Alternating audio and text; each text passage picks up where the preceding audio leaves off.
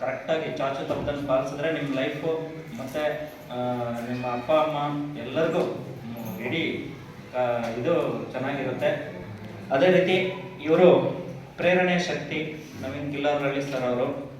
ಮಾತುಗಳಲ್ಲಿ ಮಾಯೆ, ನುಡಿಯಲ್ಲಿದೆ ನಾದ, ಮನದಾಳದ ತಟ್ಟುವ ಪ್ರೇರಣೆಯ ವಾದ. ನವೀನ್ ಕಿಲ್ಲಾರಹಳ್ಳಿ ನಿಮ್ಮ ನುಡಿಯ ಸತ್ಯ ವಿದ್ಯಾರ್ಥಿಗಳ ಹೃದಯದಲ್ಲಿ ಮೂಡಿಸಿದೆ ಹೊಸ ಚೈತನ್ಯ. ನಿರರ್ಗಳತೆ ನಿಮ್ಮ ಆಭರಣ, ಸ್ಪಷ್ಟತೆ ನಿಮ್ಮ ಶಕ್ತಿ.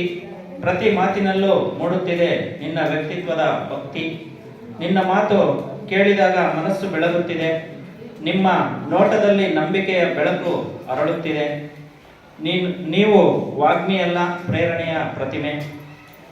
ನಿನ್ನ ನುಡಿಗಾಣದಿಂದ ಪ್ರತಿ ವಿದ್ಯಾರ್ಥಿಗಳ ಹೃದಯ ಹೊಸ ಕನಸಿನಲ್ಲಿ ತೇಲಲಿ.